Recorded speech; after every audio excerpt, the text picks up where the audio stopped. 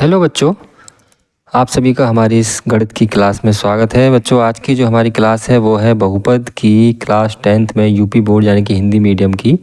और आज हम इसमें जो प्रश्न करेंगे वो यहाँ पर है, निम्न द्विघात बहुपदों के शून्यक ज्ञात कीजिए तथा शून्यक तथा गुणांकों के बीच के संबंध की सत्यता की जाँच कीजिए।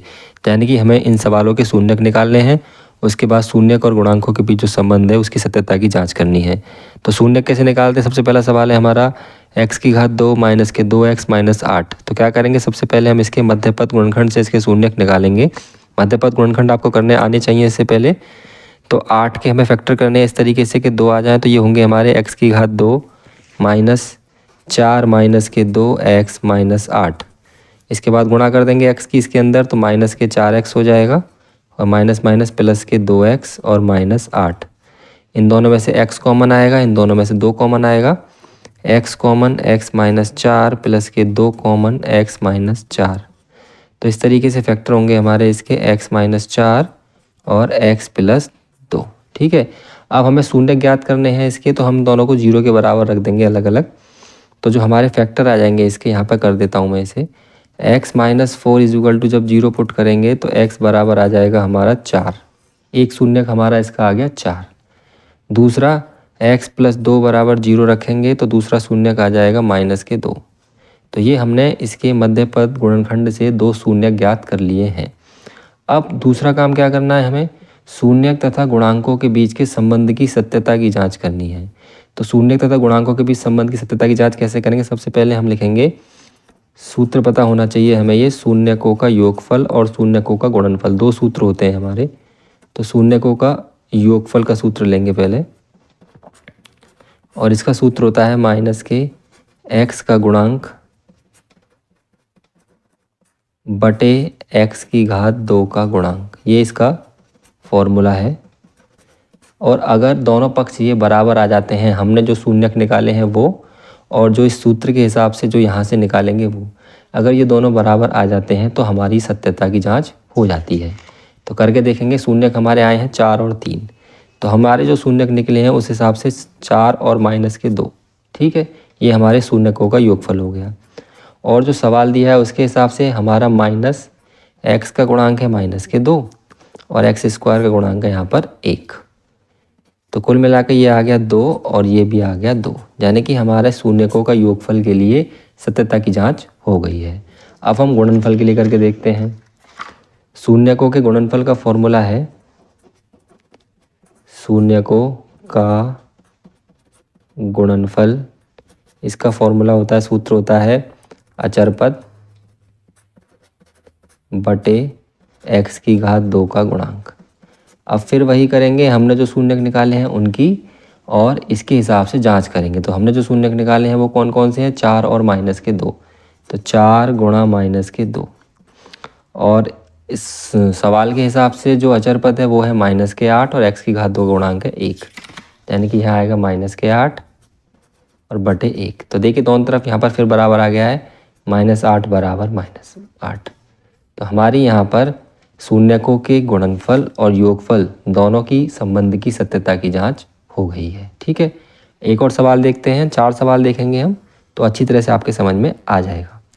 अब दूसरा प्रश्न है हमारा t की घात 2 माइनस 15। इसके भी हमें शून्यक ज्ञात करने हैं और शून्यक और गुणांकों के बीच संबंध ज्ञात करना है।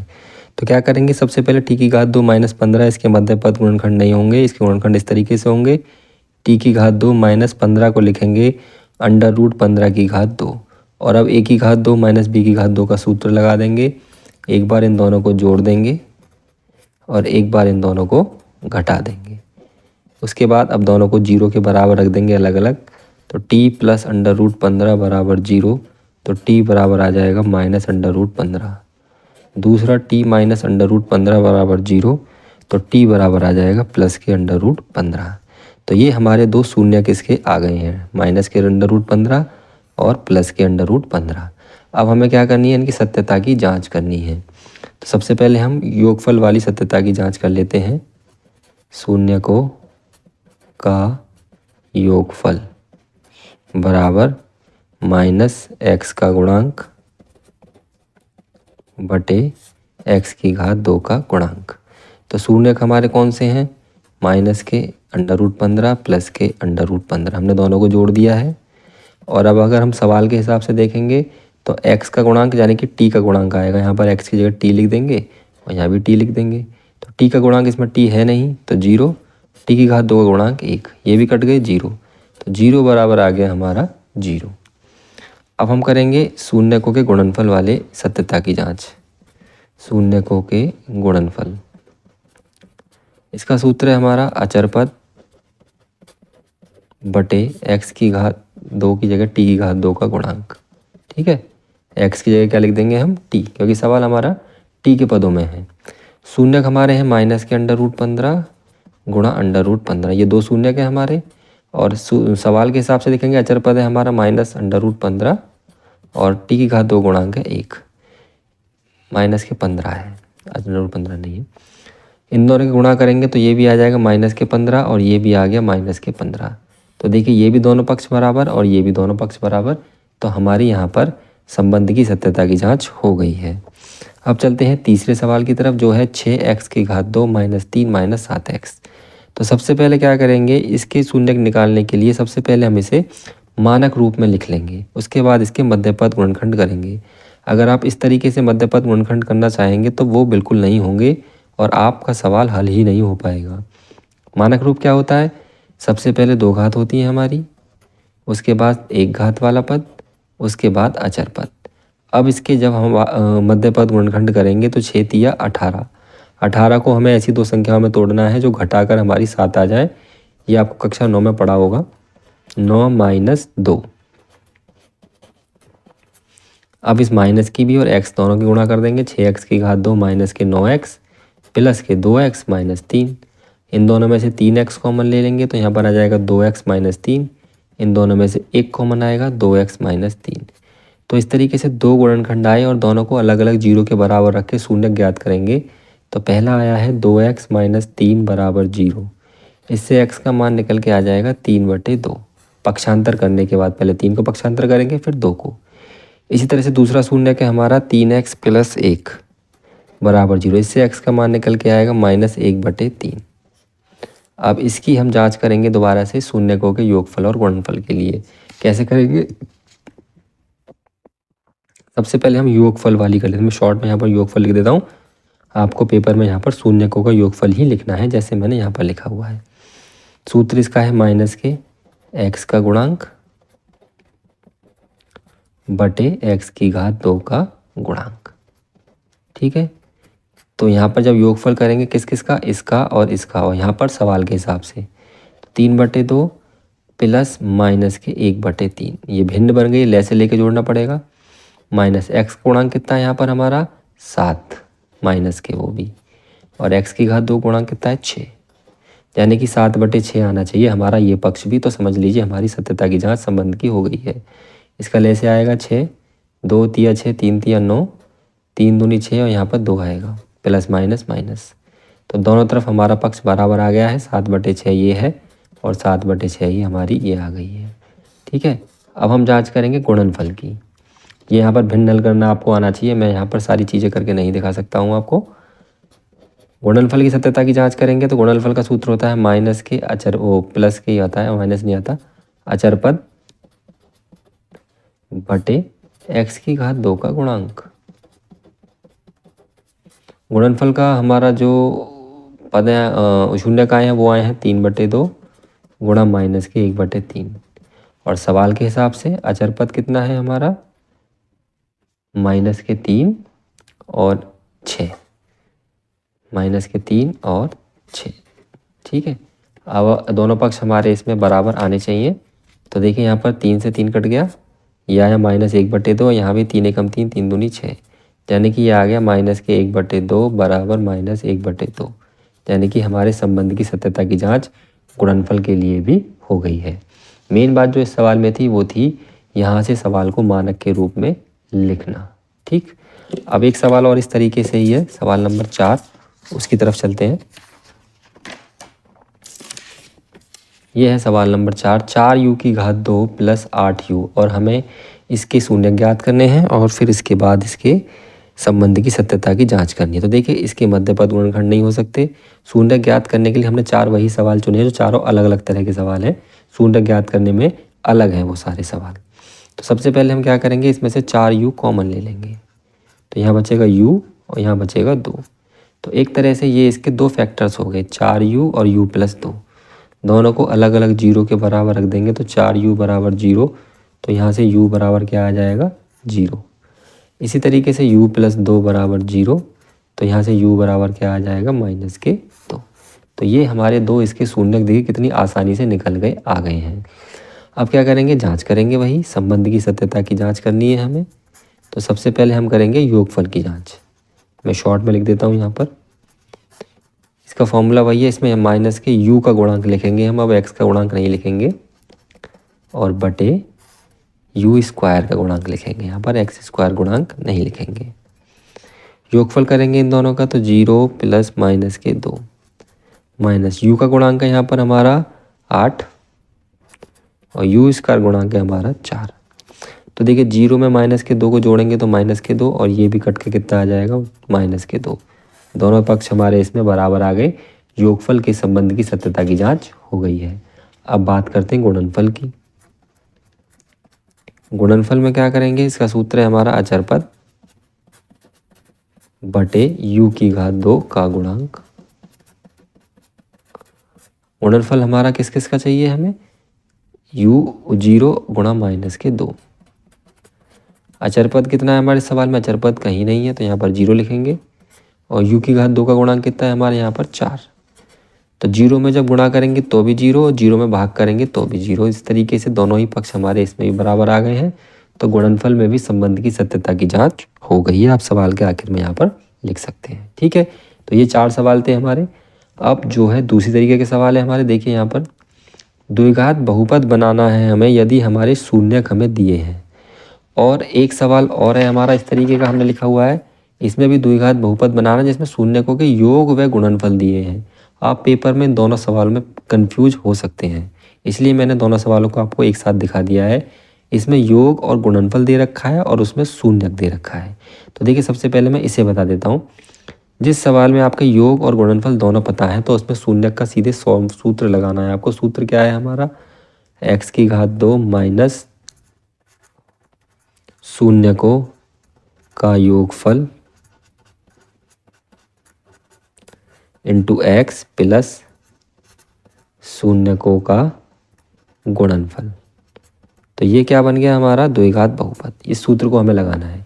तो x² माइनस बड़ा ब्रैकेट लगा लेंगे यहाँ पर, शून्यकों का योगफल, शून्यक हमारे ये दोनों हैं, एक योगफल ही दे रखा है हमारा सीधे यहाँ पर 1/4 x, छोटा ब्रैकेट इससे काम चल जाएगा, प्लस गुणनफल कितना है -1। ठीक है, केवल हमें यहाँ पर रखना है x² माइनस x/4 और -1। ये हमारा द्विघात बहुपद बन के तैयार हो गया है। अब दूसरा है हमारा, इसी तरीके से कर देंगे, x² माइनस शून्यकों का योगफल है वर्गमूल 2x और गुणनफल है 1/3। इसी तरीके से इसे कर देंगे, x² माइनस शून्यकों का योगफल है -1/4 इंटू x और प्लस गुणनफल है 1/4। तो x² प्लस 1/4x और प्लस 1/4। यानी कि हर सवाल में हमने केवल जो योगफल है उसे योगफल की जगह रख दिया है और जो गुणनफल है उसे गुणनफल की जगह यहाँ पर रख दिया है और आपका बहुपद बनकर तैयार हो गया है। अब ये जो सवाल हमने यहाँ तक किए हैं ये सब सवाल हमारे भिन्न के रूप में आ रहे हैं। देखिए यहाँ पर x/4 आ रहा है, यहाँ पर 1/3, यहाँ पर 1/4, 1/4, और हमें साधारण रूप में द्विघात बहुपद बनाना है। ठीक है, तो क्या करेंगे, हम इनका लैसे लेंगे। 4 आएगा, यहाँ आएगा 4x² माइनस x माइनस के 4 और नीचे वाले हर को छोड़ देंगे। तो जो उत्तर आएगा हमारा 4x² माइनस x माइनस 4, ये उत्तर हमारा माना जाएगा। इस तरीके से इसमें लैसे लेंगे, 3 आएगा, तो यहाँ आएगा 3x² माइनस के 3 √2x प्लस 1 और हर को छोड़ देंगे तो उत्तर आएगा 3x² माइनस के 3 √2x प्लस 1।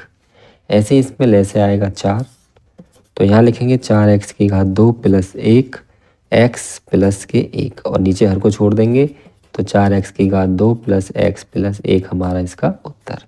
ठीक है, तो हमें उत्तर इसका ले से लेके तभी दिखाना है, तभी हमारा सवाल में पूरे नंबर हम प्राप्त कर पाएंगे। तो ये वो सवाल था जब द्विघात बहुपद बनाना, जब हमें शून्यकों का योग और गुणनफल दोनों पता है। और पीछे जो सवाल दिखाया मैंने वो हमें द्विघात बहुपद बनाना है जब केवल हमें शून्यक पता है। तो शून्यक पता है तो सबसे पहले हमें इनका योग पता होना चाहिए, 1 प्लस माइनस के 4 यानी कि माइनस के 3, और गुणनफल पता होना चाहिए क्योंकि हमारे सूत्र में यही दोनों हमें लगाने होते हैं। ये आ जाएगा -4। और अब हम लगा देंगे फॉर्मूला x की घात 2 माइनस शून्य। यहाँ पर भी आपको पेपर में तरीके से लिखना, शून्यकों का योगफल है ये, और ये शून्यकों का गुणनफल है। और फॉर्मूला है x² माइनस शून्यकों का योगफल इंटू x प्लस शून्यकों का गुणनफल बराबर 0। तो x की घात 2 माइनस शून्यकों का योगफल कितना आया है हमारा निकालने के बाद -3x, और गुणनफल कितना है -4 बराबर 0। बराबर 0 नहीं लेना, वो समीकरण में लेते हैं, यहाँ छोड़ना है। तो x की घात 2 प्लस के 3x और -4। ठीक है, द्विघात समीकरण पूछता है तो बराबर 0 भी लेना है। फिलहाल द्विघात बहुपद पूछा है तो 0 बराबर में नहीं लेना है। इस तरीके से इस सवाल को करेंगे तो इसमें योगफल निकालेंगे तो कितना आ जाएगा, 3 + 2 यानी कि 5, और गुणनफल निकालेंगे तो कितना आ जाएगा, 3 × 2 यानी कि 6। और अब जो ऊपर जो हमने सूत्र लिखा उस हिसाब से लगाएंगे तो x² माइनस योगफल के साथ हम लगा देंगे x और गुणनफल इस तरीके से रहेगा। ठीक है, अगला सवाल है 1/2 माइनस 1/2।